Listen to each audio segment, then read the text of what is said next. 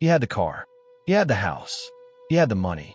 And one morning, he woke up and had absolutely nothing.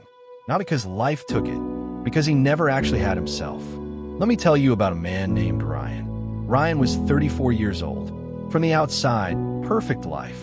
A good job, a nice apartment on the 5th floor with a view, a car that made people turn their heads, designer clothes, a phone that was always buzzing. People looked at Ryan and said, "That man has made it." But here's what nobody saw.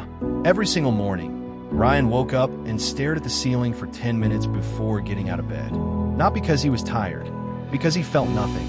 No excitement, no purpose, just emptiness. He went to work. He smiled at people. He attended meetings. He hit his targets. He came home. He ordered food. He scrolled his phone until his eyes gave up. Then he slept. Then he did it all over again. He was living, but he was not alive. One evening, his old friend Tarek called him. They had not spoken in 2 years. Tarek was laughing on the phone. His voice was full of energy. He said, "Ryan, I left my corporate job. I am building something of my own. It is small right now, but I wake up every morning feeling like I cannot wait for the day to start." Ryan sat in his expensive apartment, on his expensive sofa, and felt something he had never expected to feel. Jealous, not of Tarek's money, not of Tarek's things, jealous of how alive Tarek sounded. That night, Ryan sat alone in the dark for a long time, and he asked himself a question he had been running from for years. When was the last time I felt truly alive? He could not remember, and that scared him more than anything he had ever faced. The man who looked successful from outside was dying on the inside. But what happened next? Nobody expected, not even Ryan. Part 2 is where it gets real. Stay with me. Most people wait for a sign. Ryan did not get a sign. He got a disaster. And that disaster saved his life. 3 weeks after that phone call, Ryan lost his job. Not because he was bad at it. The company restructured. 40 people were let go in one morning. Ryan was one of them. He walked out of that building 11 in the morning on a Tuesday with a cardboard box and no idea what to do next. He sat in his car in the parking lot for 40 minutes. He did not cry. He did not call anyone. He just sat there, quiet, staring at the steering wheel. And then something strange happened. For the first time in years, he felt free. Not happy, not okay, but free. Like a pressure he had been carrying for so long had suddenly been lifted off his chest without warning. He drove home. He put the box down. He stood in the middle of his apartment and looked around.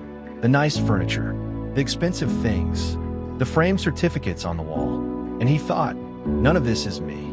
I built someone else's version of success. I spent 10 years building a life I do not even want. That thought hit him like cold water. His savings could last him 4 months, maybe 5 if he was careful.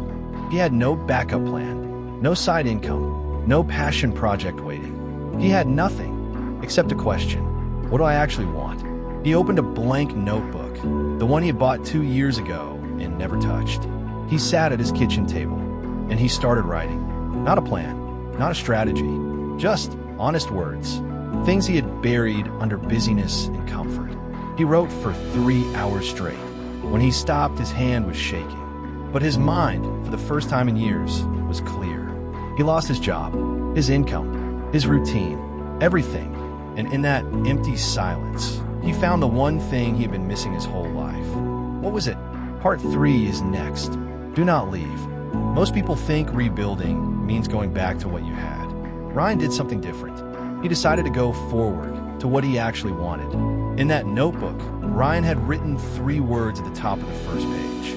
I love teaching, not training, not corporate workshops, real teaching, explaining things in a way that made people feel less confused and more confident. He had done it once, years ago, when he had volunteered at a local community center to help young men prepare for job interviews. He remembered how it felt. He remembered the look on their faces when something clicked. He had never forgotten that feeling. He had just buried it under 10 years of chasing a salary. Ryan had no platform, no followers, no credentials in education. He had a phone, a decent camera, and 4 months of savings. He started recording videos, simple ones, sitting at his kitchen table, the same table where everything had fallen apart. He talked about things he knew: work, confidence, how to speak in meetings, How to carry yourself when you feel like an outsider. The first video got 61 views.